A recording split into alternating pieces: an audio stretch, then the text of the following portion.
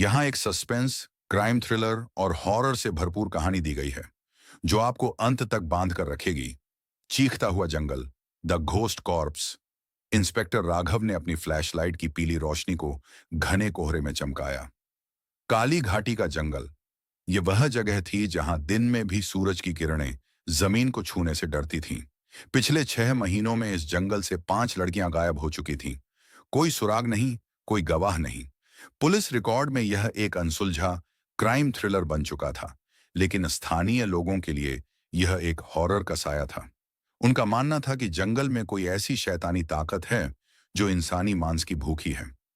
राघव इस अंधविश्वास को नहीं मानता था। उसके लिए हर मुजरिम हादर मांस का इंसान होता था। लेकिन आज रात उसकी यह धारणा बुरी तरह हिलने वाली थी।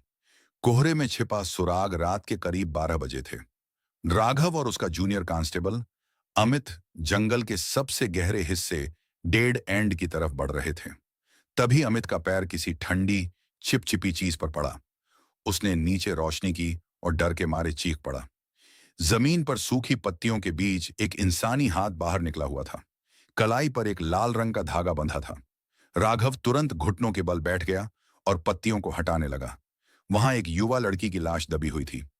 सर, ये तो 3 दिन पहले गायब हुई सिमरन है। अमित की आवाज कांप रही थी। लेकिन इसके चेहरे को देखिए। लड़की का चेहरा खौफ से विकृत हो चुका था, जैसे मरने से ठीक पहले उसने साक्षात मौत को देख लिया हो। अजीब बात यह थी कि उसके गले पर गहरे दांतों के निशान थे और शरीर से सारा खून गायब था। यह किसी इंसान का काम नहीं लग रहा था। रहस्यमयी परछाई और सस्पेंस। तभी जंगल की खामोशी को चीरती हुई एक अजीब सी आवाज गूंजी। घिसटने की आवाज, जैसे कोई भारी चीज सूखी पत्तियों पर खींच रहा हो। राघव ने अपनी सर्विस रिवॉल्वर निकाली। अमित, लाश के पास ही रुको, मैं देख कर आता हूं। सर मत जाइए, लोग सही कहते हैं, इस जंगल में वो है। अमित ने राघव का हाथ पकड़ना चाहा, लेकिन राघव तब तक कोहरे में आगे बढ़ चुका था। फ्लैशलाइट की रोशनी पेड़ों के तनों से टकराकर वापस आ रही थी। अचानक राघव को सामने एक पेड़ के पीछे एक लंबी अजीब सी परछाई दिखाई दी। उसकी रीढ़ में एक ठंडी सिहरन दौड़ गई। परछाई इंसानी थी, लेकिन उसका झुकाव और चलने का तरीका अजीब था। पुलिस, जो कोई भी है, अपने हाथ ऊपर करो और सामने आओ, राघव ने चिल्लाकर कहा। कोई जवाब नहीं मिला। राघव धीरे धीरे उस पेड़ की तरफ बढ़ा। जैसे ही उसने पेड़ के पीछे रोशनी डाली, वहां कोई नहीं था, लेकिन जमीन पर ताजा खून के कतरे गिरे हुए थे, जो आगे एक पुरानी खंडहर हो चुकी हवेली की तरफ जा रहे थे। यह हवेली सालों पहले एक तांत्रिक की हुआ करती थी, जिसकी संदिग्ध हालातों में मौत हो गई थी। हवेली का खौफनाक सच। राघव वायरलेस पर अमित को बुलाने की कोशिश करने लगा, लेकिन सिग्नल पूरी तरह डेड थे। केवल एक भयानक हिस हिस की आवाज आ रही थी। राघव अकेले ही उस अंधेरी हवेली के अंदर दाखिल हुआ। अंदर की हवा भारी और बदबूदार थी। सड़ते हुए मांस की गंध हवा में तैर रही थी।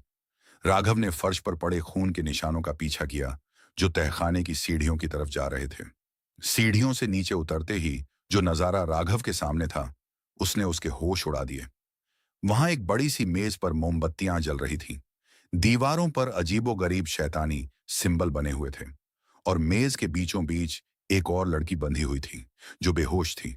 लेकिन सबसे चौंकाने वाली बात वह शख्स था जो हाथ में एक धारदार खंजर लिए खड़ा था। वह कोई भूत नहीं था। वह शहर का मशहूर सर्जन डॉक्टर अद्वैत था। डॉक्टर अद्वैत, तुम यहां? राघव ने शौक में पूछा। डॉक्टर धीरे से मुस्कुराया। उसकी आंखों में एक अजीब सा पागलपन था। इंस्पेक्टर राघव, तुम यहां तक पहुंच ही गए, लेकिन बहुत देर हो चुकी है। ये सब तुम कर रहे हो? ये हत्याएं, ये अंधविश्वास। राघव ने पिस्तौल डॉक्टर पर तान दी। अंधविश्वास? डॉक्टर ठहाका मारकर हंसा। नहीं राघव, यह विज्ञान और पराशक्तियों का मेल है। मैं इस जंगल की उस प्राचीन शैतानी ऊर्जा को जगा रहा हूं जो अमृता देती है। इन लड़कियों का खून उस ताकत को जगाने के लिए आहुति है। लोग इसे भूत का काम समझकर डरते रहे, और मेरा काम आसान होता गया। असली हॉरर का आगाज राघव डॉक्टर को गिरफ्तार करने के लिए आगे बढ़ा। तभी पीछे से एक जोरदार आवाज हुई। तहखाने का भारी दरवाजा अपने आप बंद हो गया। अचानक मेज के पीछे की दीवार से एक काला गाढ़ा धुआं निकलने लगा। कमरे का तापमान अचानक शून्य से नीचे गिर गया। राघव की सांसें जमने लगीं। वह धुआं धीरे धीरे एक भयानक, बिना चेहरे वाली आकृति में बदलने लगा। डॉक्टर अद्वैत खुशी से चिल्लाया, देखो, वो आ गए, हमारी आहुति स्वीकार करने। लेकिन डॉक्टर की यह खुशी कुछ ही सेकंड की थी। वह परछाई डॉक्टर की तरफ बढ़ी। डॉक्टर ने चिल्लाकर कहा, रुको, मैंने तुम्हें आहुति दी है, मुझे अमृता दो। परंतु उस शैतानी साये ने डॉक्टर की गर्दन को हवा में दबोच लिया। राघव ने अपनी आंखों के सामने देखा कि कैसे उस साये ने डॉक्टर के शरीर से उसकी आत्मा, या कहें कि उसकी जीवन ऊर्जा को सोख लिया। डॉक्टर की चीख गूंजी और पल भर में उसका शरीर एक सूखी, बेजान लाश में तब्दील हो गया। अब वह भयानक चेहरा रहित आकृति राघव की तरफ मुड़ी। राघव का सारा पुलिसिया रसूख और बहादुरी इस परालौकिक खौफ के सामने घुटने टेक चुकी थी। उसने अपनी रिवॉल्वर से उस आकृति पर 3 गोलियां चलाईं, लेकिन गोलियां हवा को चीरती हुई दीवार में जा धंसी। उस साये पर कोई असर नहीं हुआ। साया राघव के बिल्कुल करीब आ गया। राघव को अपने कानों में हजारों मृत लड़कियों के रोने और चीखने की आवाजें सुनाई देने लगीं। उसका दम घुटने लगा। उसने अपनी आंखें बंद कर लीं और मौत का इंतजार करने लगा। अंतिम ट्विस्ट, द क्लाइमैक्स। अचानक सुबह की पहली किरण उस तहखाने की एक छोटी सी टूटी हुई खिड़की से अंदर आई। सूरज की रोशनी पड़ते ही वह शैतानी आकृति एक भयानक चीख के साथ हवा में गायब हो गई। राघव फर्श पर गिर पड़ा, हांफते हुए। वह बच गया था। 2 घंटे बाद पुलिस बल ने उस हवेली को घेर लिया। डॉक्टर अद्वैत की लाश और बेहोश लड़की को बाहर निकाला गया। अमित ने राघव के पास आकर कहा, सर, आप ठीक तो हैं? आपने अकेले ही इस बड़े सीरियल किलर डॉक्टर को ढूंढ निकाला। आप सचमुच बहादुर हैं। राघव ने अमित की तरफ देखा। उसकी आंखें पूरी तरह लाल थीं। उसने बाहर खड़े घने जंगल की तरफ देखा, जो सुबह की धूप में अब शांत लग रहा था। राघव जानता था कि दुनिया के सामने यह एक सुलझ चुका क्राइम केस था, जहां कातिल डॉक्टर खुद अपनी ही जाल में मारा गया था।